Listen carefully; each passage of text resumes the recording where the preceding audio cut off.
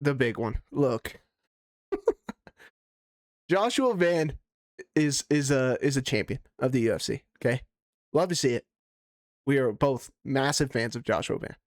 Okay, if you watch the show, you know. We didn't get to see a fight. We just didn't. Okay, and all these people talking about Joshua Van looked good. He caught the kick and he dumped it and all this, and it's not a freak injury. It is. It's a freak injury. Okay, I'm not going to sit here and act like it's not. It's a fucking freak injury.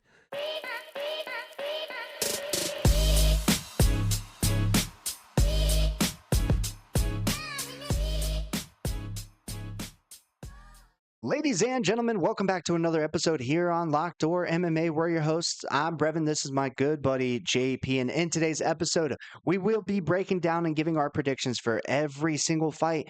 UFC Fight Night, Royval versus Kape in Las Vegas, Nevada. But before we do, JP, we have a lot to talk about for last weekend's pay-per-view, including some surprising outcomes, some new champions, and then some stuff moving into the next year. But JP, overall, last weekend was fun. The record was kind of so-so. There was some weird stuff happening. Let's talk about it. Yeah, I think we kind of touched on it. You know, last week when we were doing our picks, this is one of those cards. A lot of close lines. You're either going to come out looking like a genius, or the people who just casually see your picks are going to think you're stupid, right? Crazy card. Okay, crazy card. Last pay-per-view for now. I know some people say they might come back with it. Well, not for 7 years. Okay. But yeah, what a pay-per-view to end it on. The Ewo fight was nuts. The craziest round I think I've ever seen live. That was who was it? Back in the day it was Czech Congo and somebody else. Yep, Czech Congo fight. They were just dropping each other left and right like that fight. That was nuts. Ewo's got a chin on him. I thought he was done for sure. He was willing to exchange. Crazy fight there. The pick flip that we had, Bruno and Vettori. I mean, what are you going to do? Vettori does exactly what we said he's going to do, is he always makes it somewhat close, but he just doesn't have finishing potential. We didn't like Bruno that missed weight by 3 pounds. Whatever, it is what it is. Brevin was texting me afterwards saying, if you don't pick flip and Bruno loses, you feel like an idiot. If you do pick flip and Bruno wins, you feel like an idiot. So, what are you going to do? Sadikov looked terrible. Ziam, I mean, I want to say he's in his prime right now. He's on a run, on a tear for sure. Karine Silva, I said I was not going to let her piss me off, and I did. Exactly what we said she's going to do and she can't do. She did that. She lays on her back, doesn't throw volume. I mean, my God. Go do fucking jiu-jitsu. Competitive jiu-jitsu. Go fight in the Gordon Ryan jiu-jitsu shit. It's pathetic to watch her. She lays on her back so goddamn much. Get me out of there. Macy Barber. I mean, new boobies and a dub. What more can you ask for, you know? Terrence McKinney. People are saying he quit. Yeah. I mean, what more did you expect from a Terrence McKinney fight? He didn't get him out of there in the first round, so that's what we said. Duncan's going to be a tough bastard, right? He's going to be a dog. He's going to dig through it, and he did. I'm not going to lie. I was blowing Brevin's phone up. Did not like the way Duncan looked at all. I thought he looked terrible. I thought he looked scared. I mean, if Connor was here, he'd tell you he's stuck in a mud. Not a fan. Not a fan of that. Manuel Torres, beast. Grant Dawson, I'm pretty sure he's still sleeping on his wife's butt. Somebody go wake him up. Before we get to the main thing that everybody wants to hear about, give me your take on the Jan Guskov fight. Yeah, I think that Jan clearly won round one. Looked good, kept distance, landed powerful jabs. Round two, obviously got dropped by Guskov. And so some are going to say, like, well, there was complete domination in round two. And I would sit here and argue that that wasn't the case. Like, Jan landed punches early, got dropped in the middle of the round, stayed on his back the rest of the round. I understand the antics or like the optics of him laying on his back the whole round, or at least half the round, but I've seen a lot of fights in my day, JP, and I just don't believe round two was a 10-8. I think that, Guskov clearly won the round, but it's not enough to be a 10-8. It was a 10-9 in my opinion, which should have warranted Jan the win because he then came back and clearly won round three. So not really sure what the argument is. It was a draw. Obviously, it's one of those things that comes down to just two individuals that are judging these fights, writing the little scores, the little numbers on a scorecard, and that's going to be the outcome. Can't control it. Yeah, I don't know. I think because if we're looking at it, all these things that people say all the time, if that fight would have went longer, if this and that, blah blah blah, Guskov was done, right? I mean, dude got clipped at the end of the third. He was going out. Like, we saw Jan get clipped and he survived, pulled him into his guard. If anything, Guskov fumbled a finish, in my opinion. I don't know why you're accepting a guard of a black belt in jiu-jitsu. Just make him stand back up. We say that shit all the time. You clip somebody that bad, just back up and make him stand up. Yeah, I agree. I don't know. I think Jan won. Whatever. Peyton Talbot. Wow. Taking down Henry. We talked a lot about that fight. Henry's, and I'll give it to Henry. First of all, he's a tough bastard. Okay, I think a lot of people would have quit. If that wasn't his last fight, maybe he would have been finished, but damn, what a fight. He was willing to slug it out a lot more than I thought he would be with Peyton. Holy shit. Also, did you hear the whole Aiden Ross, Peyton Talbot thing? Oh, yeah. Yep. What is that? And oh, what are we wanted to have him doing? on the podcast and send him a picture of his nuts. That was strange. I didn't know that, and then I saw that the other day, and I was like, "What the hell are we doing?" But yeah, Peyton looks good on the feet. He's a problem. He did get hit a little bit, but showed he doesn't have a little. What am I looking for? An ice chin or whatever they call that. Whatever. Grant Dawson chin. A glass chin. Yeah, a glass chin. The Moreno Tyra stoppage. Looking back on it and rewatching it, I don't think it's as bad as I thought it was in the moment. That just didn't look, and granted, maybe this is the downfall of Moreno, but it just did not look like himself at all. Petr Yan, in my eyes, I think he fought a perfect fight. I think that was the best fight, honestly, of his career. Like, we sat here and said, we're going to lock Merab until somebody shows us that they can beat him and deal with his pressure. I mean, Petr, kudos to him, dude. Credit where credit is due. That was crazy. Perfect fight. I think Merab maybe has started to fall in love with his hands a little bit too much. Dropping Corey Sandhagen. And I'm not saying to a fault. Like, he's not Bilal, where he's not shooting until the 5th round, right? But I think he's fell in love with striking a little bit. I know Sean O'Malley was saying something about that as well, but I mean, good for Petr. That was crazy. He was a champ before, and now he gets it back. I know you're saying Merab's gonna have to earn it again to get another title shot. That's one fight. Yeah, I think he deserves a rematch, but an earn it fight for Merab, it takes one complete domination performance over one of these top guys, and he's right back in there. Like, you cannot deny this man.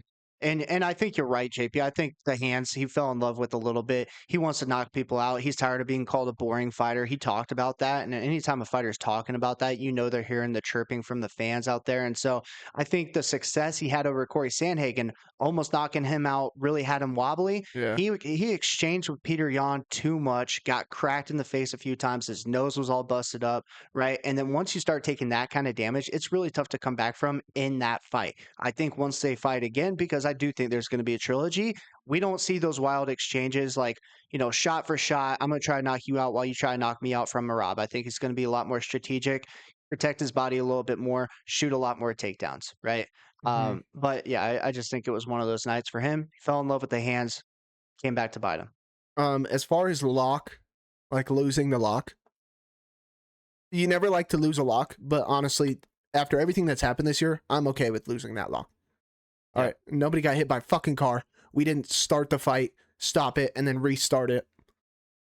Crazy shit. And then the big one. Look, Joshua Van is a champion of the UFC. Okay, love to see it. We are both massive fans of Joshua Van. Okay, if you watch the show, you know. We didn't get to see a fight. We just didn't. Okay, and all these people talking about Joshua Van looked good. He caught the kick and he dumped it, and all this, and it's not a freak injury. It is. It's a freak injury. Okay, I'm not going to sit here and act like it's not. It's a fucking freak injury. You know what we did get to see?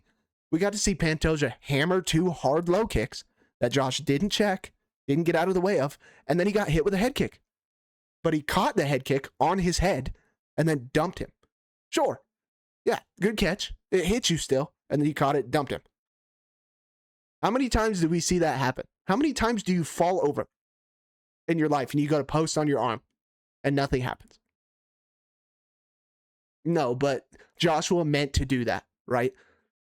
If we're going off of the Tom Aspinall, Cyril Gahn logic that half you morons had when that fight happened, Joshua Van was getting his ass beat. I can't do it with some of these people. It just sounds, the stupidity is crazy. Good for Josh. Not taking anything away from Josh. Not saying anything bad about him. I'm sure his family's very happy. I'm sure he's very happy. You know I would be. But we didn't get to see a fight. Whatever happens with Pantoja, obviously they run it back whenever he can, but he did not beat Pantoja. It was just a freak injury that happened. Yeah, no, 100% correct. I mean, Pantoja went out there and was doing Pantoja things, cracked Joshua Van with a little blitz, combination to the head, low kick straight away that landed hard, and then a head kick that landed as well. So Joshua Van really did nothing besides get beat up.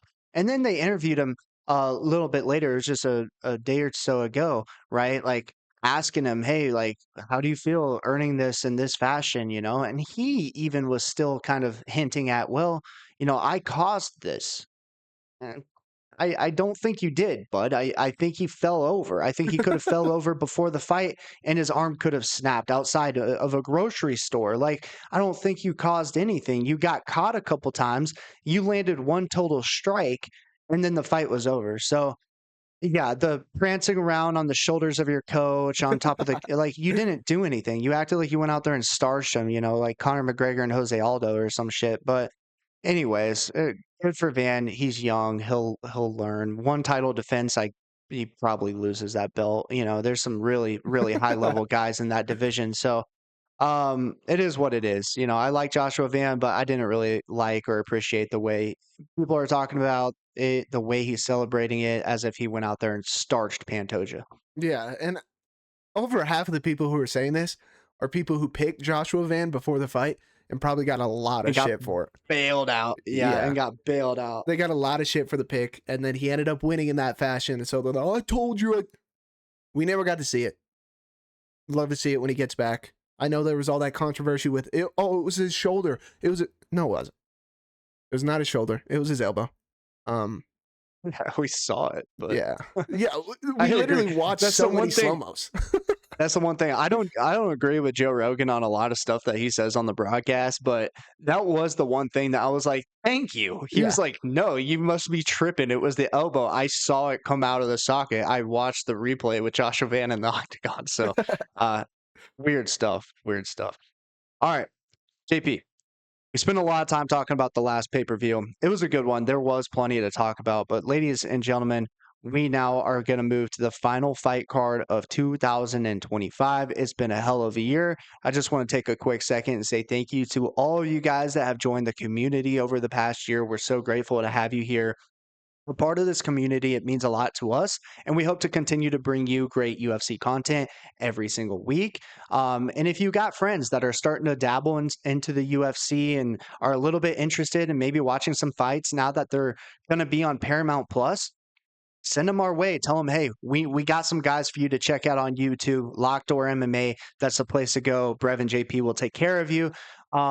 But yeah, guys, we really appreciate you being a part of this community. And if you could do us a favor, like this video, leave a comment with your best takeaway from UFC 323 or something that you're looking forward to for this weekend's fight card. Not a pay-per-view, but it's a fight night. Let us know in the comment section, but we appreciate you as always. JP, that's going to move us into the first fight on the final I always say pay-per-view. It's not a pay-per-view, guys. Final fight card of 2025, starting with two women, Teresa Bleda taking on Jamie Lynn Horth. Yeah, enjoy it. All right, sit there and just enjoy this time watching this one. Obviously, we got Christmas and the New Year coming up. We got 6 weeks after this one. No UFC. Okay. It's a lot. Yeah, and football's coming to an end. What happened to this year? I feel like, I remember summer and it being warm and shit, and then I feel like as soon as it got cold, time has just flew by. Crazy. But yeah, all right. This one's only got 12 fights on the card. Okay, not a 14 fighter, but there's some decent ones here. Okay, we say it all the time. You can't judge a card off of its face value. You can judge it afterwards because there might be some bangers. Yeah, Evo and Ewo. Crazy. Holy shit. I think it was like 5 knockdowns. That was nuts. But yeah, Teresa Bleda.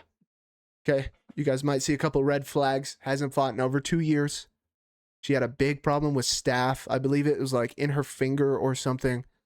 She got it fixed and then staph returned somewhere in her body. I don't know the full story, but that's sketchy. Okay, very, very sketchy stuff. But she's got a decent win, right? She's fought 2 really good girls in MMA. She's fought Natalia Silva. Everybody knows where she's at right now. Okay. And then she fought Gabriela Fernandez. I like that win that she has over Gabriela. And she's going to be bigger than Jamie Lynn Horth, which to me is a big thing in this fight. Jamie Lynn is not high level. She's also not atrocious, depending on who you ask, I guess. But she's normally the bigger girl, right? The stronger girl. And that normally helps her in these fights. She can stuff a couple takedowns, kind of shrug girls off. Her hands are not fast. And I'm not really worried about Jamie Lynn Horth's knockout ability, if that makes sense, right? Teresa's going to be bigger than her. I feel like skills-wise, even though she hasn't fought for a while, I feel like Teresa's right there with her grappling, striking. I feel like her striking's a little bit better than Jamie Lynn's. Just not a huge fan of Horth. So for that reason, we are going to take Teresa Bleda. I understand, though, she hasn't fought in a couple years. This card, I told you last card, there's a lot of spots, right? You might just want to sit back and enjoy most of this card, but we're taking Blade. Yeah. And you say she's missed a few years, but it's important to note she's only 24 years old. So with those 2 years, there comes strength, there comes knowledge, a little bit of wisdom when it comes to the fight game. And I think that's going to be really good for her going into this, being 1-1 inside the UFC at the age of, 22 and 23.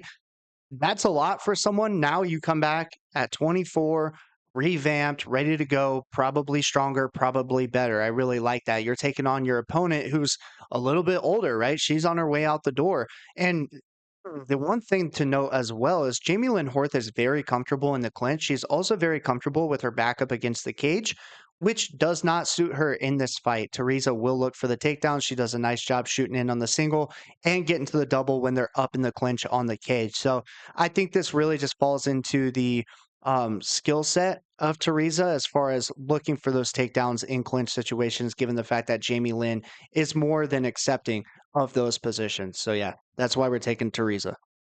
Yeah, I feel like she's comfortable with that stuff because, again, she's normally the much bigger girl, right? I mean, Correct. she fighting Veronica Hardy, she looks like a giant in there against her. So interesting one. All right. Next fight, the UFC is definitely looking for the next big thing, no pun intended, for heavyweights.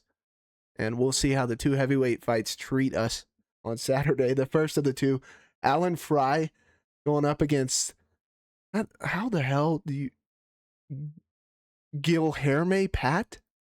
That sound about right? That was pretty good. Yeah, I thought that was good. Yeah, I think this is going to be very telling for the 2 of these individuals. There's really not a lot of film on either one of them. Frye also doesn't have like a contender fight or anything like that. He's fought in a promotion called, what was it called? backyard battle or something like that. Yeah, that and then like RDC or some shit. Hmm. The Ultimate Battle is one of them. If you watch tape on him, he's a heavyweight, right? He's big, but the skills they're kind of lackluster. He's got power, sure, all of them do at 265. Whereas Pat, he has some LFA experience. I think he's fought better competition, and the dude's big. You know, he also had an invite to a Contender Series matchup that got canceled, but you know, he's here now inside the UFC. I just think this is his time to really step forward as the next thing. In the heavyweight division, I'm not saying he's going to be, you know, fighting for a ranking, but at the same time, I do think his skill set and skill level is on a different level than Alan Frye's, based off of what I've seen so far. So we're taking Gilherm Pat or Pat Gilherm. Maybe it's reversed. I'm not sure, but Swiss Pat Kong. Yeah. One guy's 6-0, the other guy's 5-0, and they're heavyweights. Do with that what you will, man. I mean, it's a crapshoot. They're probably gonna get tired at some point. That's why I'm saying most of the fights on this card, I'm really good on putting money down on them. But yeah, give us Pat. All right. Next fight, we have Luana Santos taking on Melissa Croden. Good one. Good one. I like this one a lot. This one's much better than the first women's fight on the card, at least at face value for me. Luana Santos, right? She fought, I believe it was down at 125. She's fighting back up at 135 again. She's a girl who's going to offer a little bit on the feet, nothing crazy, but she wants to take you down, right? She wants to get top control. She wants to choke you out, and then she wants to dance after she wins, right? Melissa Croden.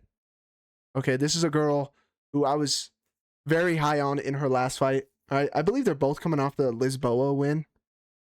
Yeah, she subbed. Yep. Yeah, so they both finished Lisboa. Luana subbed her, and then Melissa put her out, right? Melissa Croden, Canadian girl, just like Jamie Lynn Horth, big as shit. Okay, she is big as shit. I like her striking a lot. Okay, and I told Brevin this. All right, last time she was fighting, Brevin did message me and he said, "Hey, this girl doesn't move her fucking head." No, she does not. Okay, she does not move her head one bit. Her head movement basically non-existent. But her strikes, I do like it. They're straight and they are powerful. She can put girls away. Luana Santos on the feet, if she cannot get takedowns in this fight, is not gonna like it. All right. Croden also will not shy away when she gets hit or when she's not having something go her way. She will dig deep. Right? She's not going to shy away. She's not going to quit. None of that. I think her grappling defense is going to be fine. If we do go to the ground and she has her back taken or she's mounted, we might be in trouble. That's where Luana does her best work. I don't think we get there. It's going to be a small cage, so Luana's going to have a chance to get her grappling off. But I think Croden's size and her power on the feet, in the clinch, she hammers knees, she throws elbows. Croden is a problem on the feet. I think she's going to be too much for Luana. We're taking Melissa Croden, dog money. Yeah, and the other thing to note too, JP, is we really saw a Melissa Croden that looked a little hesitant in the first couple of rounds against Lisboa. And that's pretty common for your UFC debut. All right. And that's held true for many people making their UFC debut. The lights are a little too bright, but what I saw is a Croden that got things turned around. Late second round, going into the third, she really started pouring it on. She's tough, she's powerful, and I think once she finds her confidence, she's a very dangerous girl. And right now, I would say she's found her confidence. You go out there, get your debut win. Now you're fighting another girl who's not known for her striking. Watch out! You're giving us dog money on Croden. Yeah, we'll take it all day. Yeah, and I feel like Lisboa was a better matchup against Croden, meaning like she had a chance of striking with her.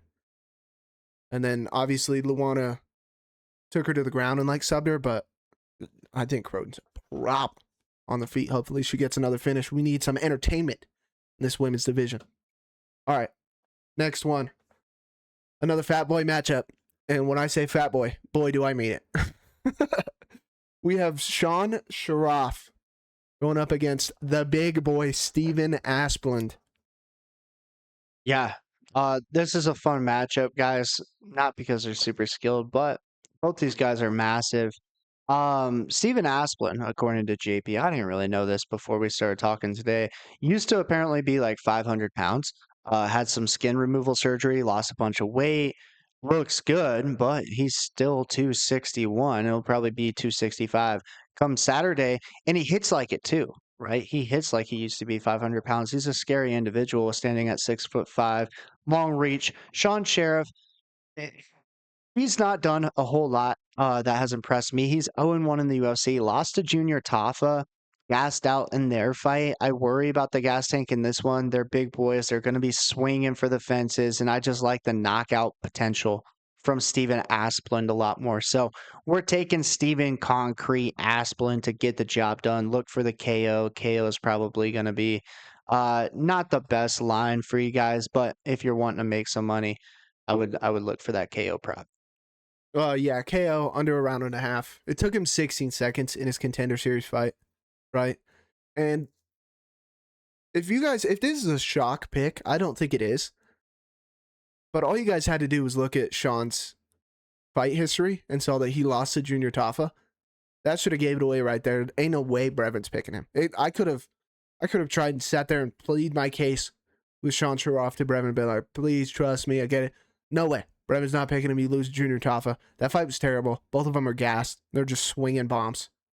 And Asplund, we just think he's more of a dog, okay? Losing all that weight, man. All right, being outspoken about it. And now you're going to go out there and get a stoppage in the first round. Give us Asplund. Yeah, 1000%. I mean, when I'm not losing to Junior Tafa, you better not lose to Junior Tafa. So I'm not picking anyone that has a loss against the Tafa brothers. They're trash. All right, moving up, we've got Neil Magny, the ultimate gatekeeper, taking on Yaroslav Amosov. The ultimate gatekeeper is just the perfect nickname for Magny, right? Magny is the ultimate test. The one who just holds the keys to the kingdom of the land of the ranked. You know what I mean? We know what Magny is. Is he fucking 40 yet? 38. Jesus. Magny can grapple. He's long. His striking's not crazy dangerous, but he's technically sound, right? He's defensively sound. Magny's not going to make any glaring, massive mistakes in a fight, right? He's decently smart. Just a seasoned vet. Literally the perfect example of a good gatekeeper. Amosov is a Bellator guy making his debut, right? Bellator champ who can grapple like a mug, okay? I know everybody's seen that video of him and Hamzat grappling with each other. I understand what it looks like. End of the year, last Bellator debut. How have all the other Bellator debuts gone? I understand that. Every other Bellator debut that we've given somebody, they've given them a killer or a top-ranked guy, somebody who's really good and winning in the UFC currently, right? Aaron Pico getting Lerone Murphy. That ain't fair. You know what I mean? Patchy Mix getting Batista. Patchy Mix sucks, but still. Getting Mario Batista. He's on a tear. Amosov can grapple really well. I feel like Neil Magny, that's how he wins his fights, right? Is he outlasts you with cardio, and then he just grapples you to death, right? Ask Mike Malott. We've talked about that. We're not going to go back into that. But should have lost that one. Then he got knocked out twice in a row. Obviously by two killers. I understand. Then he beat Elizu Zaleski. Does anybody care? I don't, personally. Zaleski's also like what, Brevin? 41? Right. And then he beat Jake Matthews. You guys hear me talk about this joke all the time. We're stopping the fight and then starting again. He got choked out and the ref stopped the fight. And then, oh no, just kidding, we're going again. And then Jake Matthews' adrenaline just dumped. Go ask, who was it? Delija? That happened to too? And then he chokes Jake Matthews out because he's got no more drive. His fucking adrenaline's dumped and he's like, well, I thought I just won the fight. Now we're fighting again? It's horseshit. It just really is. So he should be coming off a loss. And if Jake Matthews can put him in danger, I definitely think Amosov can. Give us Amosov. Give us Amosov by sub. Yeah, I like that pick, JP. I just think some of these guys, they have the skill set necessary to get through a guy like Neil Magny, who is good in pretty much every facet of the fight. But when you have a specialist in the grappling department like that, it's going to be really tough to deal with. All right, moving up, we've got Amanda Lemos taking on Jillian Robertson. Good fight here, guys. Another good fight. Lemos coming off the loss to Tatiana Suarez. And some people, including myself, thought she looked a lot better than I originally would, right? We said Tatiana's going to ragdoll her and all this and that. Lemos, after getting exposed a couple times on the ground from Zhang Wei Li and Verna and stuff like that, I think she has tightened that gap a little bit. She has made it look pretty good. And then on the feet, she's fast. She hits hard, right? That is Lemos's wheelhouse. That's what she wants to do, right? Is stand and strike with people. She's 38. You know, I know Robertson was supposed to fight Lucindo on this card. I think it was like 4 weeks, something like that, 4 or 5 weeks in advance that Lemos took this. So not a full training camp, but at that age, I don't really think it bothers her too much. And at first, I kind of wanted to pick Lemos because her previous camp was for Tatiana. So it's just a bunch of takedown stuff, a bunch of wrestling, takedown defense, all this and that.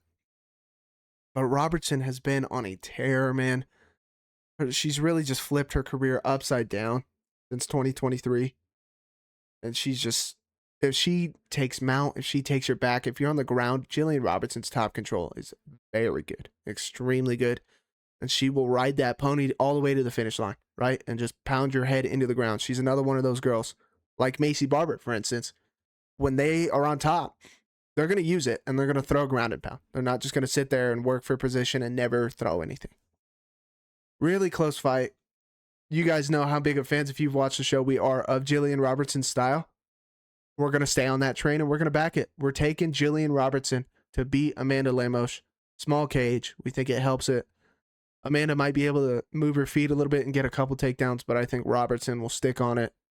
And again, that small cage is just going to help that style. Give us Robertson.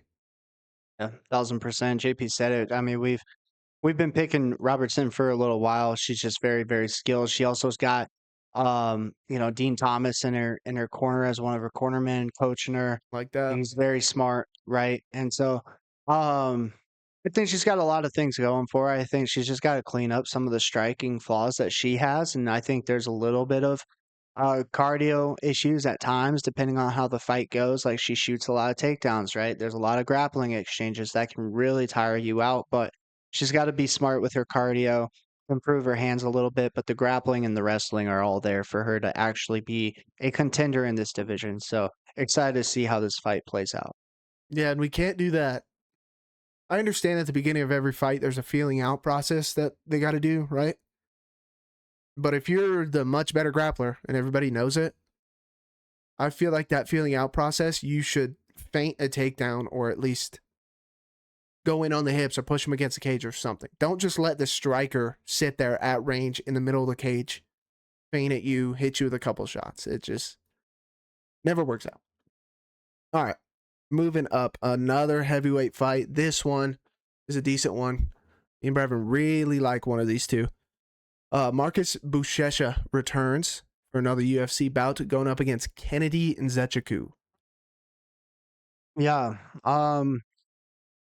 For Marcus Buchecha made his UFC debut against Martin Buday. Really didn't look all that good. Would fall to his back a lot. It just was an underwhelming performance. The striking, even though it seemed to be powerful, it was only coming in like 1 or 2 shots, before he was trying to grab onto a heel and, pull guard. And as a heavyweight, you just can't do that because even if you're pulling guard, all it takes is one strong elbow from one of these guys coming down into your guard and your lights are out and the fight is over. So it's not a great game plan.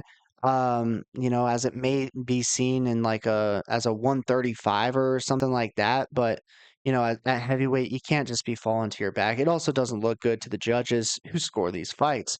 Kennedy, he's coming off of a heel hook loss, so there is a potential that Buchecha could find a heel hook or something of the nature, but Kennedy's been around the game long enough to understand what's coming his way.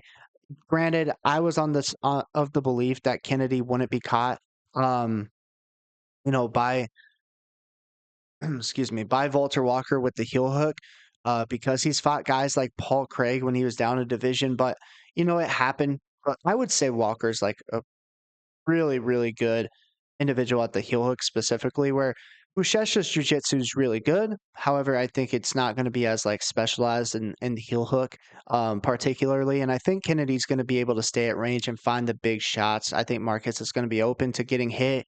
And if you're getting hit by Kennedy, he's got a lot of power versus like Boudet, who really does a lot of pitter pattering with the hands and point fights.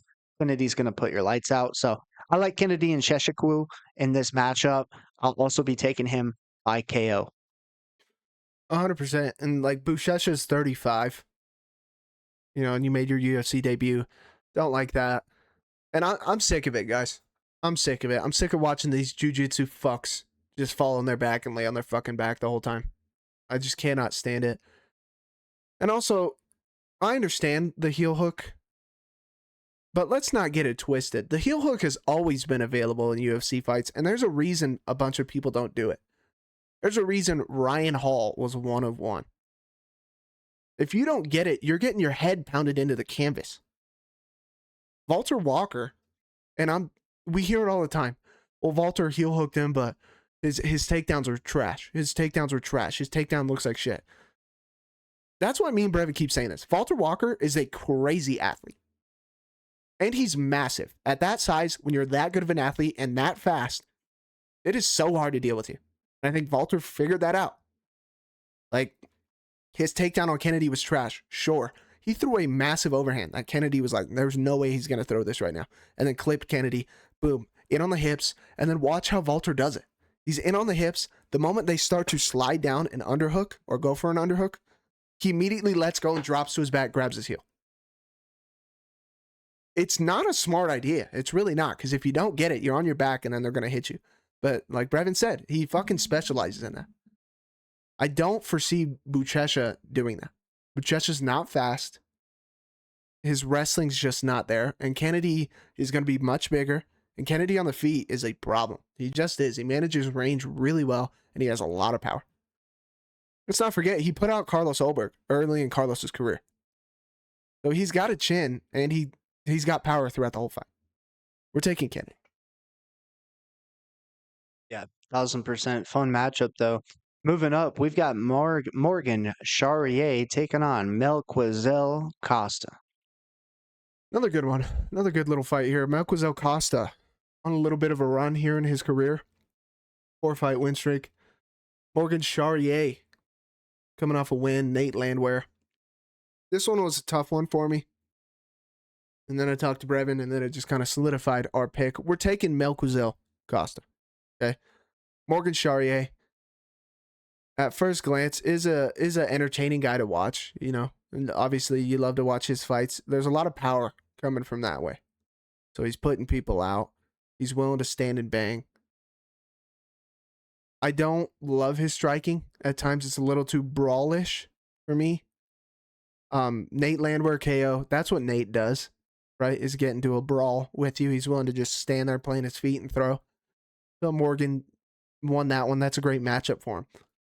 Morgan lost to Kape, split decision. Some people like how close that fight was.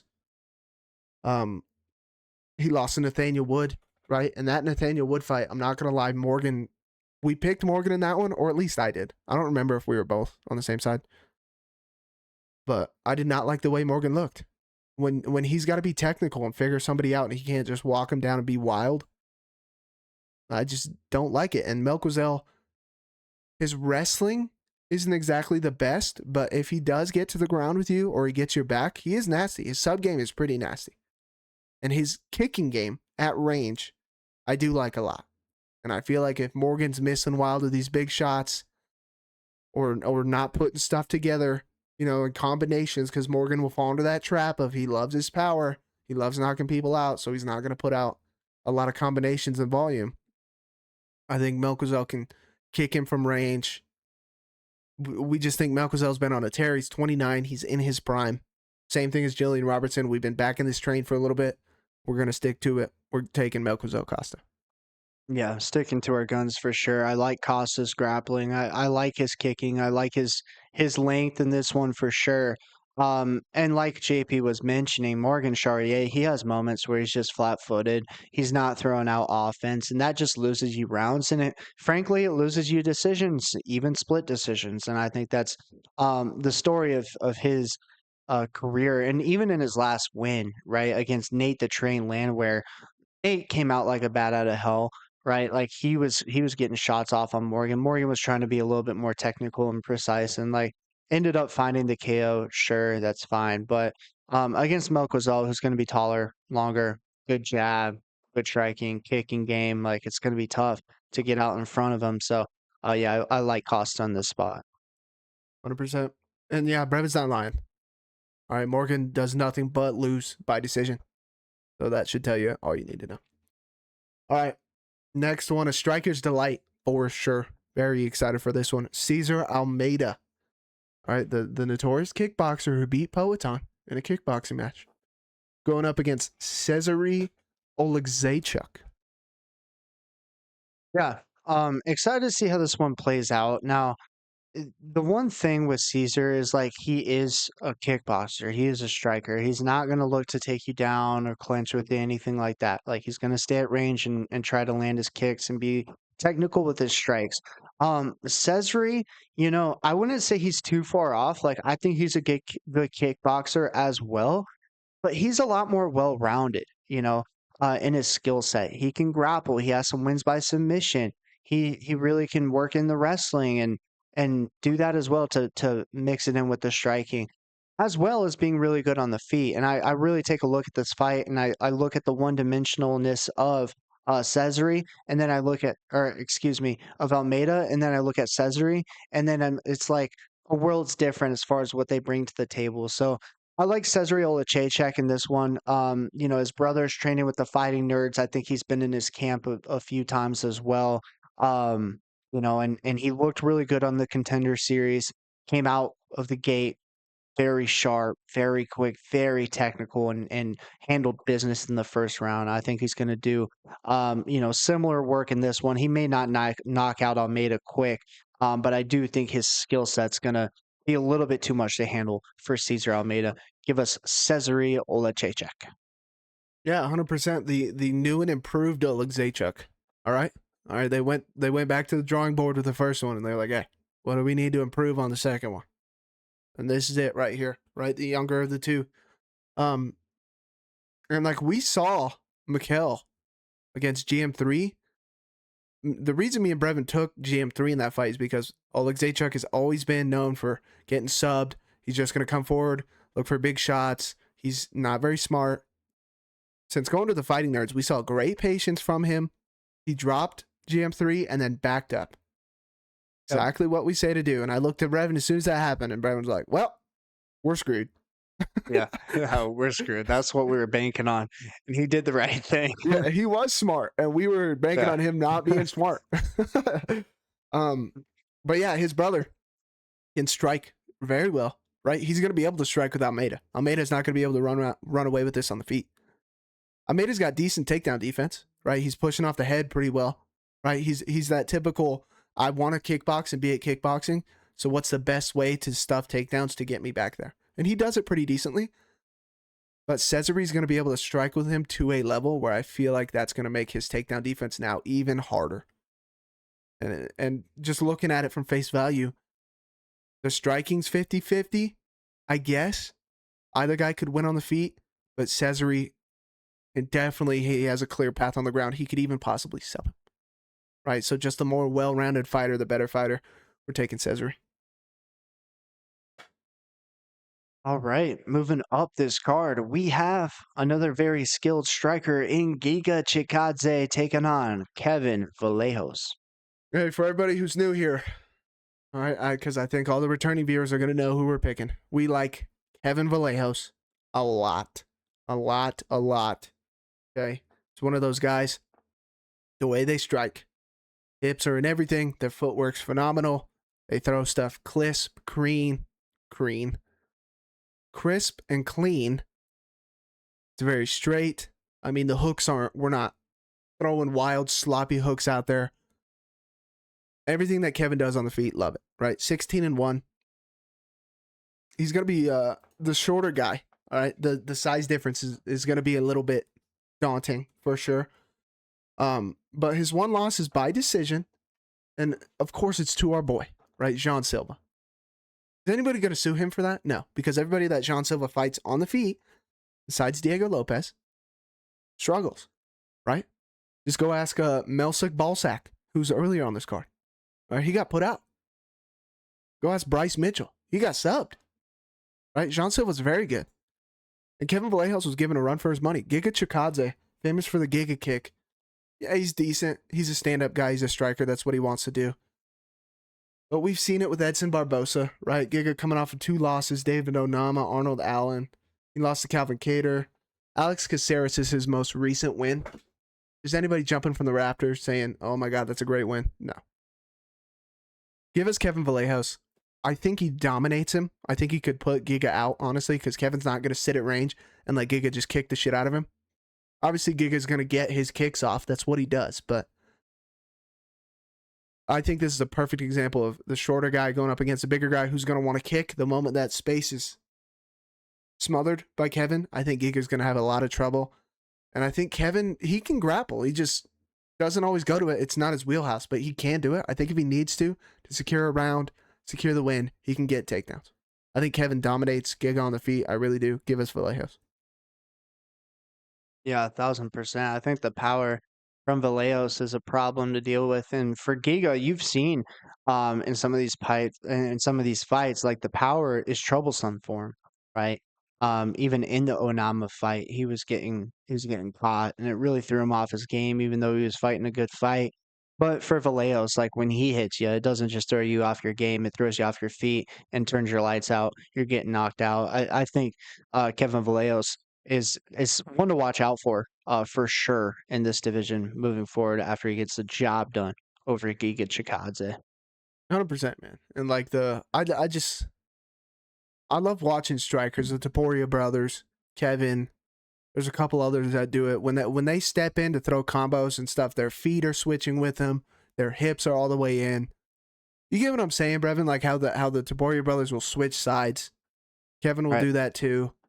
Their feet and their hips are always with them and behind them. So every time they clip you clean, it's not these lazy hooks that are just overextended. Like it is a problem.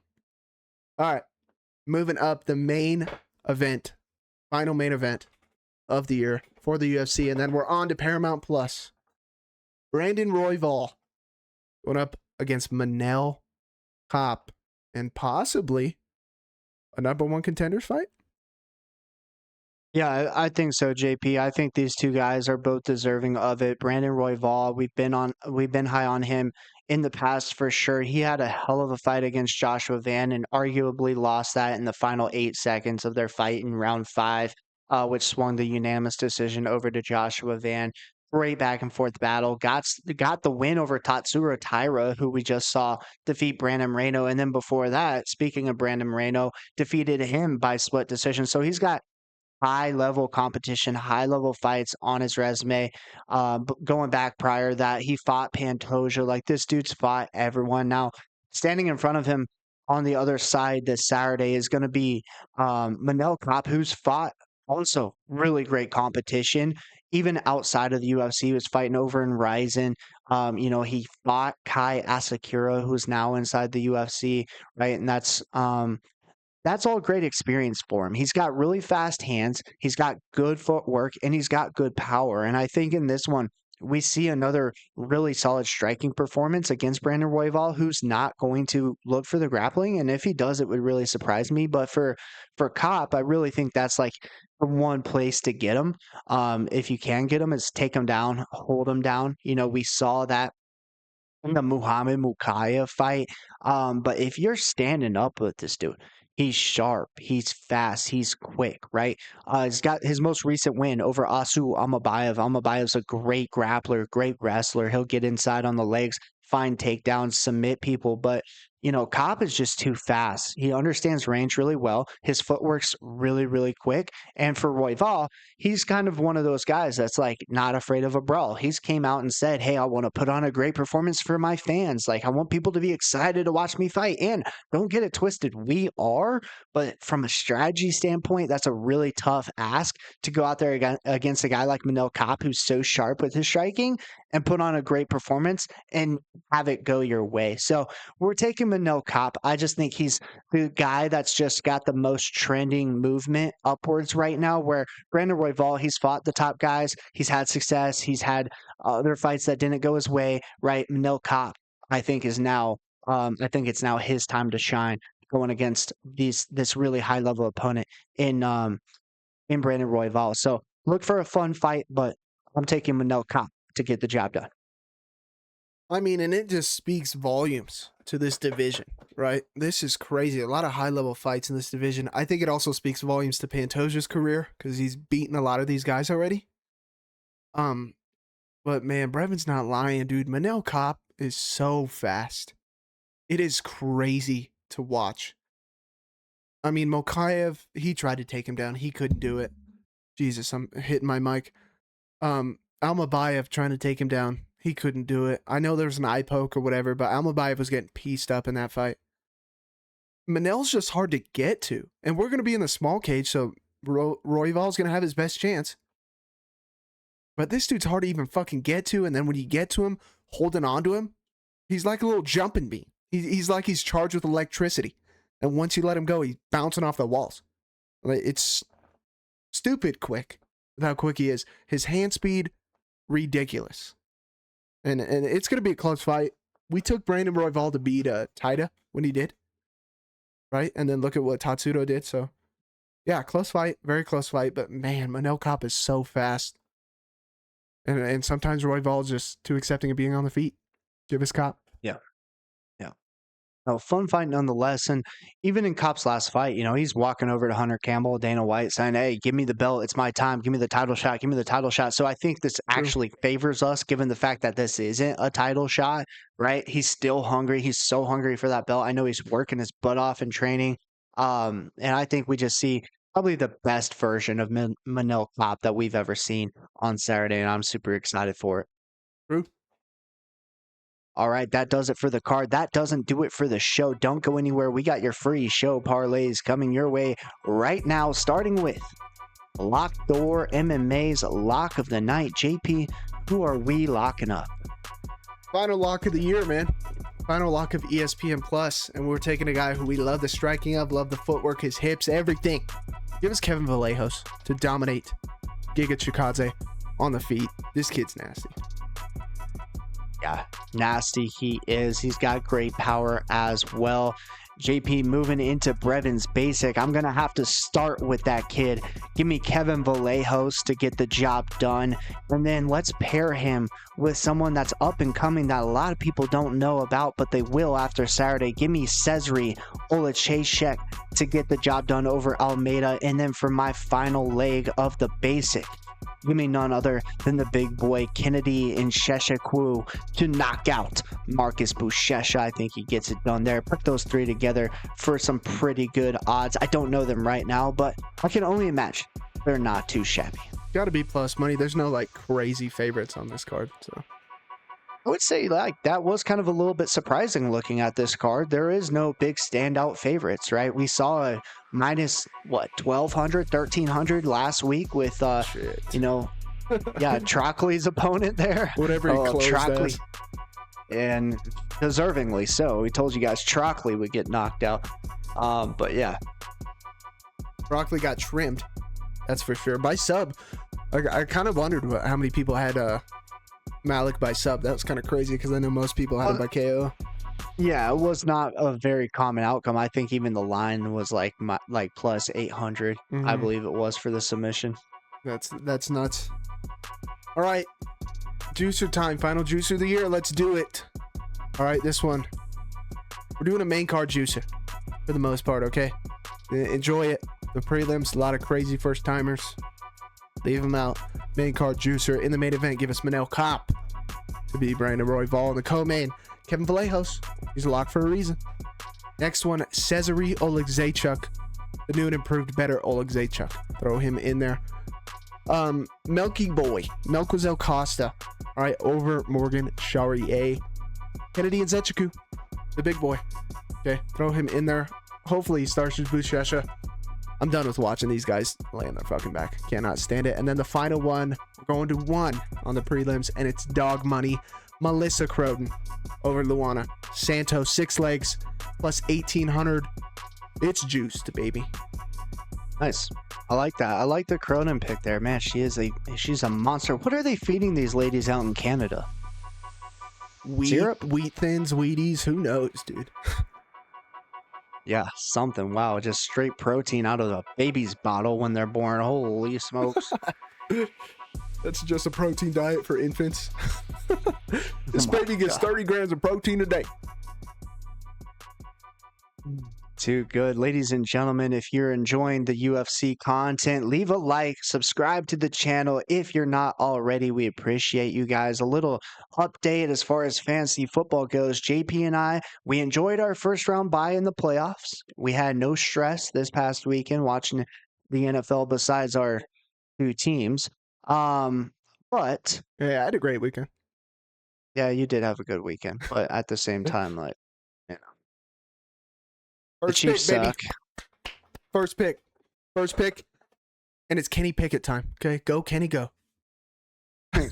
Go Kenny, go. Go Kenny, go. I love it.